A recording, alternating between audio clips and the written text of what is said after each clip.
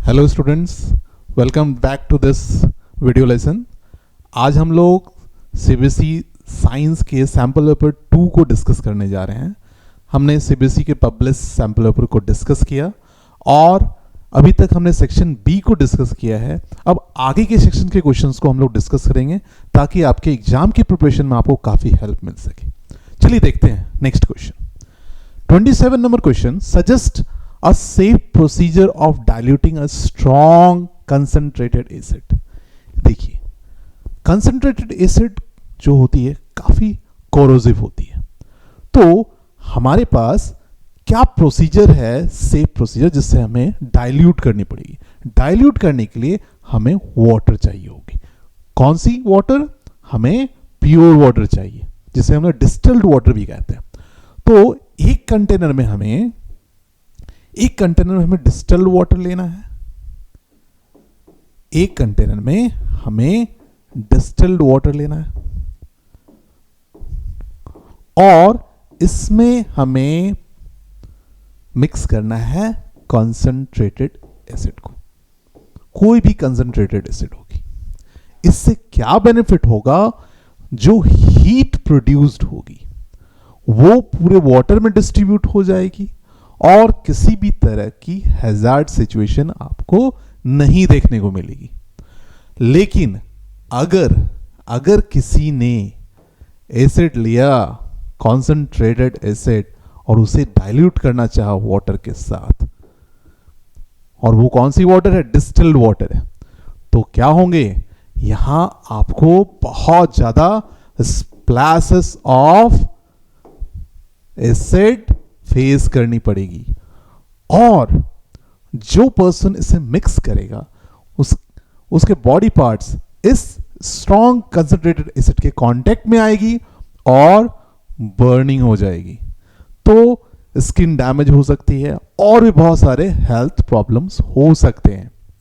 तो ये बिल्कुल भी सही तरीका नहीं है। सही तरीका क्या है? हम लोग वाटर में एसिड को मिक्स करेंगे और वाटर कौन सा होगा? डिस्टिल्ड वाटर होगा। तो हमारा आंसर ये होना चाहिए, the acid is always diluted by acid to water slowly and with constant stirring. In addition to it is advise to wear gloves and goggles and maintain safe distance. तो एक हम लोग स्टरिंग रड भी ले लेंगे, एक हमारा stirring rod भी हमारा हो जाएगा। तो अब आपको समझ में आ गई कि हमारी जो सबसे सेफ प्रोसीजर है वो क्या है? वाटर में एसिड को ऐड करना और धीरे धीरे उसको स्टरिंग रड से मिक्स करते रहना और जितनी भी हीट एनर्जी रिलीज होगी वो वाटर में डिस्ट्रीब्यूट हो जाएगी और ग्लव्स गॉगल्स वगैरह भी हमें अपने पास रखने होंगे। चलिए नेक्स्ट क्वेश्चन देखते हैं। ये काफी प्रैक्टिकल क्वेश्चन थी। Name the salt formed when sulphuric acid is added to sodium hydroxide. Sulphuric acid को ऐड किया जा रहा है सोडियम हाइड्रोक्साइड में, तो क्या प्रोडक्ट बनने वाली है? ऑब्वियसली ये एसिड है हमारी और ये बेस है। जब एसिड और बेस रिएक्ट करते हैं तो वो एक सॉल्ट फॉर्म करते हैं और सॉल्ट के साथ वाटर भी आती है। तो जो हमारा सॉल्ट फॉर्म होगा वो है Na2SO4 और वाटर रिलीज हो जाएगी। तो ये काफी अच्छी एग्जांपल है न्यूट्रलाइजेशन रिएक्शन की या फिर डबल डिस्प्लेसमेंट रिएक्शन की, या इसे हम लोग डबल डिस्प्लेसमेंट रिएक्शन भी कहते हैं, जिसमें आयनिक एक्सचेंज हो रही है।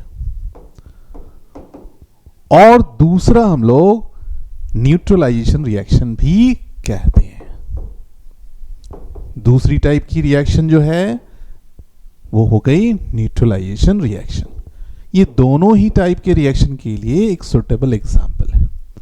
और जब ये सॉल्ट फॉर्म करेगी तो सॉल्ट हमें पता है किस नेचर की होती है? न्यूट्रल होती है। कैसी होती है? न्यूट्रल।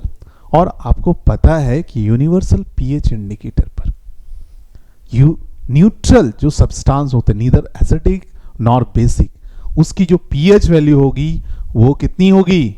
पीएच वैल्यू इसकी इक्वल टू 7 होगी, जो कि प्योर वाटर की होती है। तो ये हो गया हमारा question number B from 27। Next question चलिए देखते हैं। नेक्स्ट क्वेश्चन है dry HCl। Dry HCl gas does not change the colour of dry blue litmus paper. HCl हमें पता है, HCl जो है वो एक एसिड है, और जब एसिड को लिटमस टेस्ट परफॉर्म करवाई जाती है, तो जब वो लिटमस टेस्ट हम लोग करते हैं एसिड के लिए, तो ब्लू वाली जो है वो रेड में चेंज हो जाती है। लेकिन यहां पर एक चीज पूछा जा रहा है कि ड्राई HCl गैस ली गई, तो ड्राई जो है, ड्राई HCl वो कोई भी चेंज नहीं करेगी लिटमस टेस्ट में। लिटमस टेस्ट में वो नो चेंज। ऐसा क्यों हो रहा है?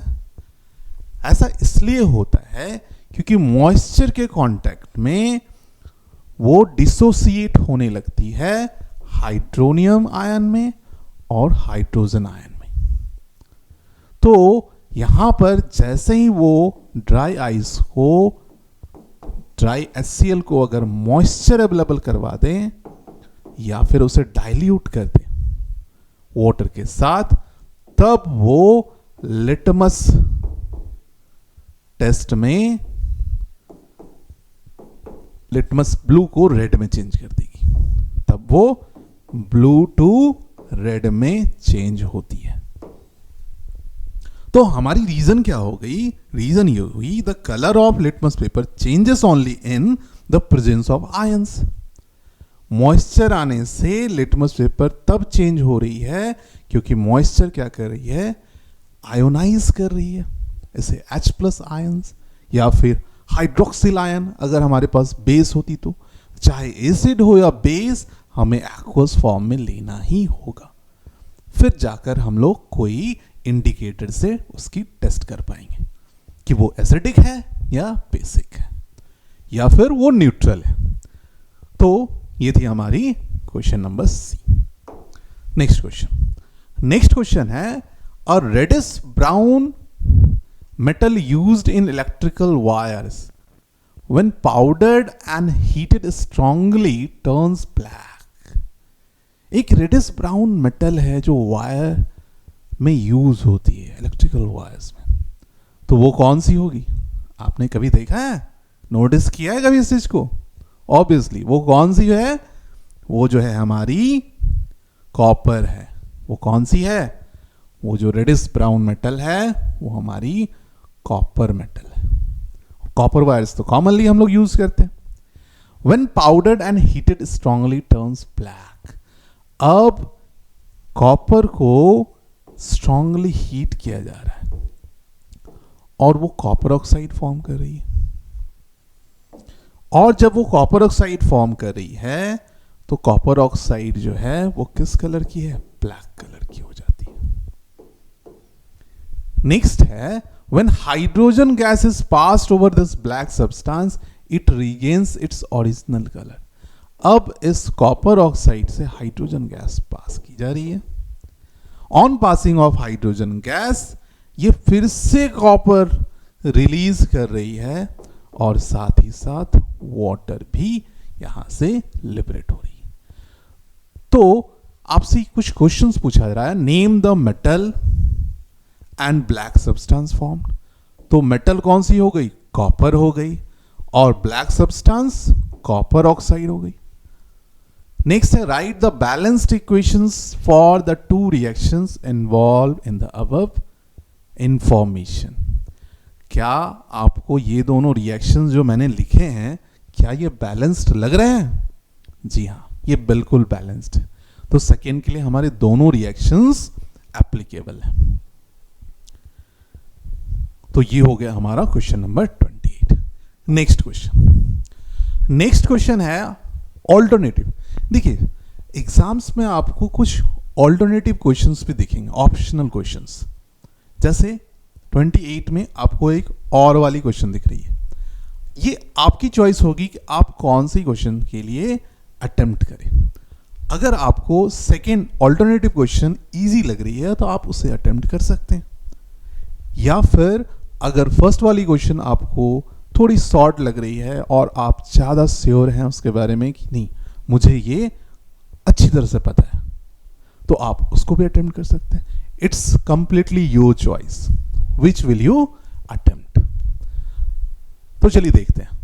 ऑल्टरनेटिव क्वेश्चन में दिया गया metal M on reacting with dilute acid liberates a gas G. The same metal also liberates gas G when reacts with a base. तो ऐसा क्या है जो यहां पर हो रहा है? एक मेटल कोई है जो डाइल्यूट एसिड से रिएक्ट हो रही है और लिबरेट कर रही है गैस। तो जब भी कोई मेटल डाइल्यूट एसिड से रिएक्ट करती है तो वो क्या फॉर्म करती है? वो फॉर्म करती है एक सॉल्ट और साथ ही साथ हाइड्रोजन गैस लिबरेट होती है। तो ये जो गैस है वो G हो गई और मेटल आइडेंटिफाई करनी है आपको। The same metal also liberates gas G when reacts with a base. अब यहां पर बेस के साथ भी वो रिएक्ट कर रही है। तो सेम मेटल मैंने लिया और बेस के साथ हमने रिएक्ट करवा दी, और रिएक्ट करवाने से क्या हो रही है? वो जो है हाइड्रोजन गैस लिबरेट कर रही है। सेम गैस जो है यहां पर जो सेम गैस रिलीज हो रही है और ये सॉल्ट फॉर्म कर रही है। आखिर ऐसा क्या हो रहा है? तो अगर इस जगह पे जिंक मैं ले लूं जो कि सॉलिड है, और आपने एक एक्सपेरिमेंट देखा होगा डाइल्यूट HCl के साथ, तो ZnCl2 प्लस H2 ये फॉर्म हो जाएगी, H2 गैस रिलीज हो जाएगी। अब इसी मेटल के साथ बेस की रिएक्शन करवा दूं, इसी मेटल के साथ बेस की रिएक्शन करवा दूं तो वो सोडियम हाइड्रोक्साइड बेस। अब आपके मन में एक क्वेश्चन आ रही होगी, मेटल तो कभी भी बेस से रिएक्ट नहीं करती है, क्योंकि मेटल जो है वो मेटेलिक ऑक्साइड जो है वो बेसिक नेचर में होती है, तो वो एसिड से रिएक्ट करनी चाहिए। तो ये जो जिंक और एल्युमिनियम के बारे में कहा जाता है, ये एम्फोटेरिक ऑक्साइड्स फॉर्म करते हैं और ये एम्फोटेरिक नेचर के होते हैं। तो आपको एक और इंफॉर्मेशन मिल रही है, जिंक जो है, जिंक के ऑक्साइड जो होते हैं वो एम्फोटेरिक नेचर के होते हैं। तो यहां पे सोडियम जिंकेट फॉर्म होगी, सोडियम जिंकेट, और साथ ही साथ कौन सी गैस लिबरेट होगी? ये जो है H2 गैस। तो आपको अब समझ में आ रहा होगा कि कौन M है, तो M की जगह पे कौन सी हो गई? वो गैस कौन सी हो गई? H2 हाइड्रोजन गैस हो गई, जो कि बर्न होती है पॉपिंग साउंड के साथ। नेक्स्ट जो है, how will you test the presence of this gas? Yes, when I burn this it will show the popping sound. ये जो है burns with pop sound, burns with pop sound, है ना, popcorn वाली साउंड। नेक्स्ट है, write chemical equation for the reactions of the metal with 1 and acid and 2 with base. तो ये हो गई 1 और ये हो गई 2। तो हमने एक बार एसिड के साथ रिएक्ट करवा दिया, एक बार बेस के साथ रिएक्ट करवा दिया। तो ये थी हमारी क्वेश्चन नंबर 28 की ऑप्शनल। चलिए नेक्स्ट क्वेश्चन देखते हैं। 29, name the gland and the hormone secreted by it in a scary situation in human being. आपको पता है हमारे बॉडी में एक इमरजेंसी हार्मोनल ग्लैंड है। जब भी हमें इमरजेंसी सिचुएशन फेस करनी होती है, सपोज अगर आपके पास लायन या टाइगर आ जाए, तो आप क्या करोगे? आप उससे हैंडशेक करोगे या फिर आप पैनिक होगे? बिल्कुल, आप क्या करोगे? पैनिक होगे। तो ये जो हार्मोन है, इमरजेंसी हार्मोन, इसे हम लोग एड्रीनल हार्मोन कहते हैं। और जो एड्रीनल ग्लैंड है, एड्रीनल ग्लैंड ये जो किडनी के पास में होती है, एड्रीनल ग्लैंड, ये क्या सिक्रेट करती है? ये एड्रेनाइन हार्मोन सिक्रेट करती है, एड्रेनाइन हार्मोन। और ये इमरजेंसी हार्मोन है। इसे हम लोग फाइट एंड फ्लाई भी कहते हैं। इसकी जो इफेक्ट होती है फाइट एंड फ्लाई की होती है। इसकी लोकेशन कहां पर होती है? इसकी लोकेशन किडनी के पास में होती है। List any two responses shown by our body when this hormone is secreted into the blood. अब आप याद करो, अगर आपके पास, इमेजिन करो, कभी ऐसा ना हो, अगर आपके सामने टाइगर आ जाए तो आप पैनिक होगे, और जब आप पैनिक होगे तो आपकी हार्ट बीट बढ़ेगी, आपकी ब्लड सर्कुलेशन बहुत ज्यादा तेज हो जाएगी, है ना? ऐसा होता है या नहीं होता है? या एग्जाम में भी कभी कभी आप पैनिक होते हो किसी क्वेश्चंस को लेकर, तो होती है ना ऐसी सिचुएशन। जब आप किसी गलती करते हुए पकड़े जाते हो स्कूल्स में, तो आपके साथ जब ट्रीटमेंट की जाती है, आपको बुरी तरह से डांटा जाता है, तो आप डर जाते हो, आपकी हार्ट बीट बढ़ जाती है ना? तो इमरजेंसी हार्मोन आपको एक्स्ट्रा एक अलग ही लेवल पे आपके बॉडी को परफॉर्म करने के लिए रेडी करती है, ताकि आप टाइगर की तरह तो जरूर रन नहीं कर पाओगे, लेकिन हाँ बिल्कुल आप नॉर्मली जिस स्पीड से रन करते थे, आप नोटिस करोगे आपने काफी हाई स्पीड से रन किया है जब आपने टाइगर को देखा। तो ये है इस हार्मोन का। तो पहला क्या हो सकता है? इंक्रीजेस हार्ट रेट, है ना? हार्ट रेट को इंक्रीज करती है। दूसरी मैंने क्या बताई आपको? Blood pressure. लगता है ना बॉडी में ब्लड प्रेशर बढ़ चुका है, इंक्रीजेस ब्लड प्रेशर। आपसे 2 रिस्पॉन्स पूछा गया था और ये हो गए 2 अच्छे रिस्पॉन्स। और भी हैं, आपकी आंखें बड़ी हो जाती हैं, आप जल्दी जल्दी सांस लेने लगते हो, है ना? आपकी ब्रीदिंग जो है वो अब नॉर्मल हो जाती है ना? चलो नेक्स्ट क्वेश्चन देखते हैं। नेक्स्ट क्वेश्चन जो है, व्हाट आर क्रोमोसोम्स? क्रोमोसोम्स के बारे में पूछा जा रहा है। क्रोमोसोम्स कहाँ होता है? न्यूक्लियस ऑफ द सेल होता है। ये जो है ये या तो प्लांट सेल हो या एनिमल सेल हो, सबके न्यूक्लियस में क्रोमोसोम होती है। तो क्रोमोसोम जो है वो थ्रेड लाइक स्ट्रक्चर है। क्या है? क्रोमोसोम थ्रेड लाइक स्ट्रक्चर है, और ये बना होता है प्रोटीन एंड डीएनए का। Chromosomes are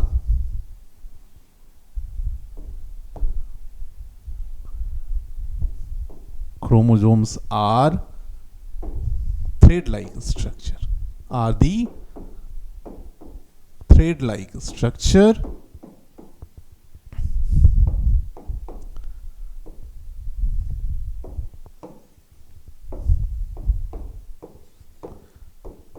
made up of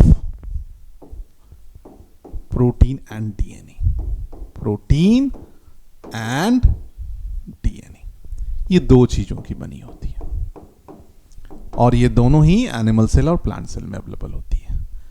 और इसके बारे में क्या क्या आपको पता है? डीएनए क्या होता है? डीएनए के बारे में आप बताइए। डीएनए जो है वो कंटेन करता है information from one generation to another generation. तो डीएनए में क्या होती है? इंफॉर्मेशन होती है। जैसे हमारे पेरेंट्स से हमें कुछ जेनेटिक चीजें देखने को मिलती है, हम लोग उनकी तरह दिखते हैं, या तो मदर की तरह या फादर की तरह। कुछ चीजें जो है मदर से आती हैं, कुछ चीजें फादर से आती हैं। तो ये चीजें कैसे होती है? कैसे कोई कहता है आपको आपकी आंखें आपके पापा की तरह हैं, आपके हेयर जो है वो आपकी मम्मी की तरह है, आपके मदर की तरह है? तो ऐसा इसलिए कहा जाता है क्योंकि सेक्सुअल रिप्रोडक्शन में डीएनए कॉपिंग होती है, और इसमें कुछ एरर के कारण कुछ डीएनए फादर साइड से आती है, कुछ डीएनए मदर साइड से आती है।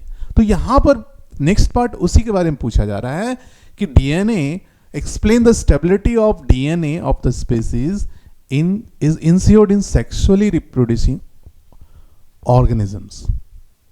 तो इसमें आप कहेंगे कि in sexually reproducing organisms the stability of DNA is ensured by the DNA copying mechanism। किसके थ्रू?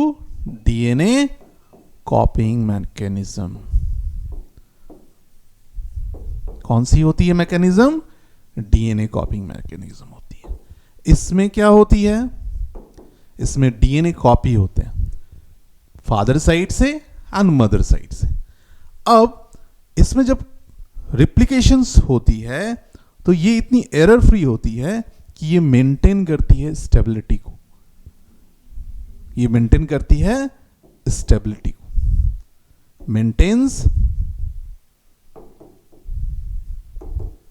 The stability.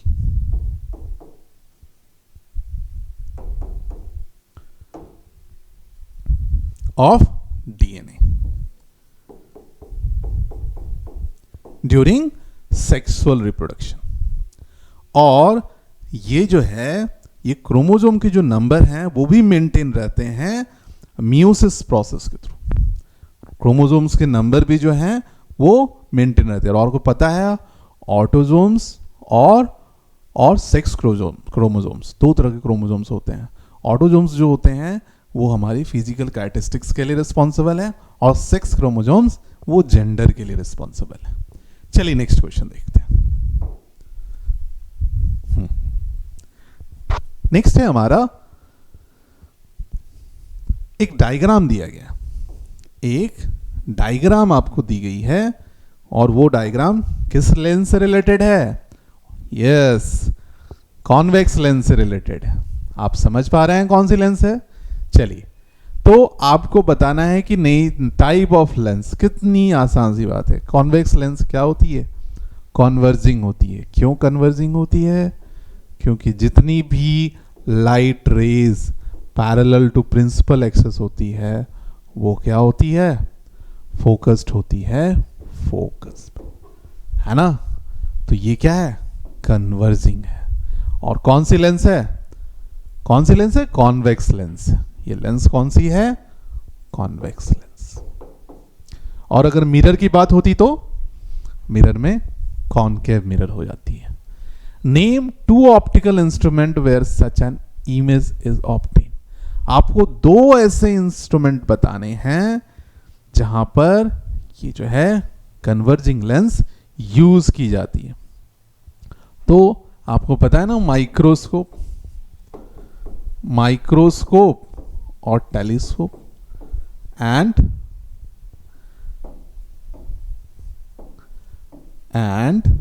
टेलीस्कोप, ये दो कॉमन इंस्ट्रूमेंट हैं जो ऑप्टिकल इंस्ट्रूमेंट हैं जहां पर इनकी इमेज यूज की जाती है with the help of convex lens. Next है, list 3 characteristics of the image formed if this lens is replaced by a concave mirror of focal length f and object is placed at a distance f/2 in front of mirror। तो आपको focal length क्या दी गई है? f दी गई है, और जो object की पोजीशन है वो क्या है? f/2। तो चलिए, हमने एक कॉनकेव मिरर ले लिया और ये हमारी हो गई फोकस और ये हो गई हमारी सेंटर ऑफ कर्वेचर। कहा जा रहा है कि एफ फोकल लेंथ कितनी है? वो एफ है। फोकल लेंथ कितनी है? वो एफ है। और ऑब्जेक्ट जो है वो f/2 पर प्लेस किया जा रहा है, कहीं पर बीच में, एग्जैक्टली मिडिल में। तो आपको बतानी है कैसी इमेज फॉर्म होगी। तो आपको पता है कि इमेज फॉर्मेशन जब आप रे डायग्राम से करोगे तो ये जो इमेज होगी ये वर्चुअल होगी और काफ़ी मैग्नीफाइड होगी। कैसी होगी? वर्चुअल होगी और मैग्नीफाइड होगी। तो जब आप रे डायग्राम इस तरह से ड्रॉ करोगे, पैरेलल वाली फिर पोल वाली, तो जब आप इसे एक्सटेंड करोगे तो आपको इंटरसेक्टिंग यहां पर मिलेगी इमेज। तो कैसी दिख रही है इमेज? इमेज हाईली मैग्नीफाइड है, वर्चुअल है और इरेक्ट भी है। कैसी है इमेज? हाईली मैग्नीफाइड,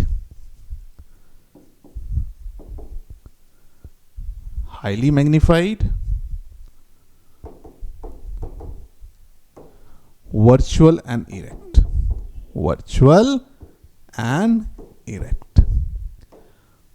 तो ये आपको प्रॉपर्टीज बतानी थी। और इमेज कहां फॉर्म हो रही है? Behind the mirror. कहां फॉर्म हो रही है? ठीक मिरर के पीछे। चलिए नेक्स्ट क्वेश्चन देखते हैं। List the factors on which the resistance of a uniform cylindrical conductor of a given material depends. चलिए यहां पर कोई सिलिंड्रिकल कंडक्टर है। सिलिंड्रिकल कंडक्टर, आपको सिलेंडर की शेप पता है, मैथ्स में आपने पढ़ा होगा, और इसकी एक लेंथ है L, इसकी एक क्रॉस सेक्शनल एरिया है। तो सपोज इसकी मैंने रेडियस ले ली R, और क्रॉस सेक्शनल एरिया जो हो गई वो कितनी हो गई? एरिया हो गई इसकी पाई R स्क्वायर। और इसकी रेजिस्टिविटी, इस मटेरियल की इसकी रेजिस्टिविटी रो जो हो गई वो होती है रेजिस्टिविटी। अब आपसे पूछा जा रहा है किन किन फैक्टर्स पर डिपेंड करती है। तो रेजिस्टेंस की फॉर्मूला क्या होती है? रो L अपॉन A, ये रेजिस्टेंस की फॉर्मूला। इसका मतलब रेजिस्टेंस जो है डायरेक्टली प्रोपोर्शनल टू लेंथ होती है, रेजिस्टेंस जो है वो डायरेक्टली प्रोपोर्शनल टू रेजिस्टिविटी होती है, रेजिस्टेंस जो है वो directly inversely proportional to area होती है, और रेजिस्टेंस जो है वो टेम्परेचर पर भी डिपेंड करती है। ये 4 चीजें हैं हमारे पास। तो जैसे जैसे लेंथ बढ़ेगी वैसे वैसे रेजिस्टेंस भी बढ़ेगा। तो पहली हो गई हमारी लेंथ। आप लेंथ बढ़ाओगे रेजिस्टेंस भी बढ़ेगी क्योंकि डायरेक्टली प्रोपोर्शनल है। रेजिस्टिविटी ये जो डिपेंड करती है, ये जो है मटेरियल है, ये टाइप ऑफ मटेरियल को बताती है। टाइप ऑफ मटेरियल, किस मटेरियल की कंडक्टर बनी हुई है। जैसे अगर कॉपर की बनी हुई है तो उसकी वैल्यू क्या होगी? अगर कॉपर की होगी तो 1.68 इंटू 10⁻³ ओम मीटर, -8 ओम मीटर।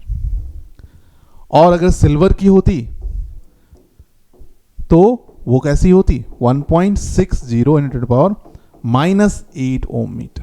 आपको दिख रहा है सिल्वर की रेजिस्टिविटी बहुत कम है, तो सिल्वर बेस्ट कंडक्टर है, लेकिन कॉस्ट इफेक्टिव होने के कारण कॉपर को हम लोग यूज करते हैं। अब क्रॉस सेक्शनल एरिया इनवर्सली है। आप जितनी बड़ी क्रॉस सेक्शनल एरिया लोगे रेजिस्टेंस उतनी कम हो जाएगी। और इसका मतलब अगर सेम मटेरियल की मैं थिन वायर और थिक वायर लूं तो क्या उसकी रेजिस्टिविटी चेंज होगी? रेजिस्टिविटी चेंज नहीं होगी। रेजिस्टिविटी तो मटेरियल पर डिपेंड करती है और मटेरियल तो सेम है, लेकिन क्रॉस सेक्शनल एरिया जब मैं चेंज कर रहा हूं तो उसकी रेजिस्टेंस चेंज हो जाएगी और टेम्परेचर के साथ भी वो चेंज होती है।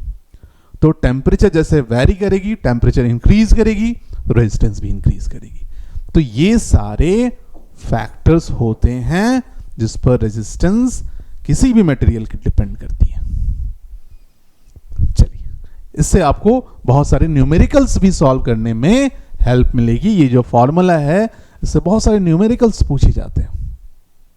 चलिए नेक्स्ट क्वेश्चन देखते हैं। नेक्स्ट जो है हमारा वो है resistance of a wire of 0.01 centimetre radius. देखिए अभी मैंने कहा ना आपको इससे क्वेश्चन पूछी जाती है। क्या क्या दिया है? रेजिस्टेंस दिया हुआ है आपके पास, ये दिया हुआ है, ये आपके पास 10 ओम है, और वायर की जो रेडियस दी गई है, रेडियस ऑफ वायर ये कितनी दी गई है? 0.01 सेंटीमीटर दी गई है। तो एसआई यूनिट में हमें कन्वर्ट कर लेना है। तो जब इसे एसआई यूनिट में कन्वर्ट करेंगे तो 10⁻⁻² मीटर हो गई। फिर रेजिस्टिविटी दी गई है। रेजिस्टिविटी कितनी दी गई है? 50 इंटू 10⁻⁸ ओम मीटर। आपको लेंथ बतानी है, लेंथ क्या होने वाली। आपके पास फॉर्मूला है, फॉर्मूला क्या है? R equals to rho L upon A. A क्या होती है? ए जो होगी क्रॉस सेक्शनल एरिया, जो कि पाई आर स्क्वायर होगी। क्या होगी? पाई आर स्क्वायर। तो इससे आप ए कैलकुलेट कर लोगे और फिर वैल्यूज यहां पुट करोगे। तो जब आप वैल्यूज पुट करोगे तो आपको वैल्यूज क्या क्या मिलेगी, चलिए देख लेते हैं। तो आप जब एरिया कैलकुलेट करोगे, जब आप सारे वैल्यूज को पुट करोगे 50 इंटू 10⁻⁸, चलिए मैं डायरेक्ट वैल्यू ही आपके लिए लिख देता हूं। आप इसे सॉल्व करोगे और मैच करोगे क्या ये वैल्यू आ रही है नहीं। तो अगर लेंथ निकालनी है हमें तो क्या करना होगा? R A upon rho. तो आर की वैल्यू दी गई है, रो की वैल्यू दी गई है, और ए की वैल्यू हमने कैलकुलेट कर ली। ए की वैल्यू क्या कर ली? हमने कैलकुलेट कर ली। और जब ए की वैल्यू कैलकुलेट कर लेंगे तो हमारे पास लेंथ जो आएगी वो कितनी आएगी? 0.628 मीटर। आप इसे वेरीफाई करोगे कैलकुलेट करने के बाद। चलिए नेक्स्ट जो है हमारा, चलिए नेक्स्ट क्वेश्चन में देखते हैं। Why is an alternating current AC considered to be advantageous over DC for the long distance transmission of electric power? अब देखिए AC और DC करंट के बारे में यहाँ पे क्वेश्चंस हैं, और ये पूछा जा रहा है कि AC में ऐसी क्या खास बात है जो लॉन्ग डिस्टेंस ट्रांसमिशन के लिए यूज करते हैं, DC को हम लोग यूज नहीं करते हैं। तो AC के लिए आपको पता है कि उसकी जो प्रोडक्शन है वो लेस एक्सपेंसिव है वो, और इस कारण उसे चूज किया जाता है। और ट्रांसमिशन के लिए इसलिए क्योंकि उसमें लॉस जो होती है, एनर्जी की loss, due to negligible loss in energy, due to less loss of energy, इस कारण से इसे चूज किया जाता है। तो और करंट वैल्यू जो है वो काफी लो होती है। करंट वैल्यू क्या होती है? लो होती है, और ये स्टेप अप और स्टेप डाउन भी की जा सकती है। ये क्या हो सकती है? से स्टेप अप और स्टेप डाउन भी कर सकते हैं। लेकिन मेन रीजन जो है लॉस ऑफ एनर्जी यहां पर बहुत ही कम होती है, और लो वैल्यू ऑफ करंट को भी दूर तक ट्रांसमिट किया जा सकता है। नेक्स्ट चलिए, नेक्स्ट जो है हमारा, how is the type of current used in household different from one given by battery of cell? तो ये जो है टाइप ऑफ करंट, तो AC हम लोग हाउस होल्ड में यूज करते हैं, हाउस होल्ड सप्लाई के लिए। जब भी सप्लाई की बात आती है तो हम लोग कौन सी करंट यूज करते हैं? AC। और बैटरी में क्या होती है? इन बैटरी कौन सी करंट होती है? वो DC होती है। तो यहां पर जो है the type of current used in domestic household supply is alternating while a battery of dry cell supplies DC, means direct current. चलिए नेक्स्ट क्वेश्चन देखते हैं। नेक्स्ट क्वेश्चन जो है वो है, how does an electric fuse prevent the electric circuit and the appliances from a possible damage due to a short circuiting और overloading. आपको पता है कि फ्यूज जो है वो एक सेफ्टी डिवाइस है, और फ्यूज वायर की जो मेल्टिंग पॉइंट होती है काफ़ी लो होती है, और फ्यूज वायर जो है एक अलॉय है जो टिन और लेड से मिक्स करके बनाया जाता है। ये जो है ये एक अलॉय है और इसे हम लोग फ्यूज वायर में यूज करते हैं। और क्यों यूज करते हैं? Due to its low melting point. तो अगर किसी भी तरह की हाई वोल्टेज या ओवर हीटिंग होगी तो ये तुरंत मेल्ट कर जाएगी और सर्किट ब्रेक कर लेगी, और जो भी अप्लायंसेस कनेक्टेड होंगे वो सेफली हमारे पास रह जाएंगे, और उनको एक सेफ्टी भी प्रोवाइड की जाती है अगर किसी भी तरह की ओवरलोडिंग या शॉर्ट सर्किटिंग हो। तो इसलिए हम लोग घर में हर जगह फ्यूज यूज करते हैं ताकि हमारे डिवाइसेस इस तरह की अनटुवर्ड सिचुएशन के लिए प्रोटेक्टेड रहे। चलिए नेक्स्ट क्वेश्चन देखते हैं। तो ये था हमारा सेक्शन सी, और इसके बाद हम लोग सेक्शन डी के क्वेश्चंस को देखेंगे।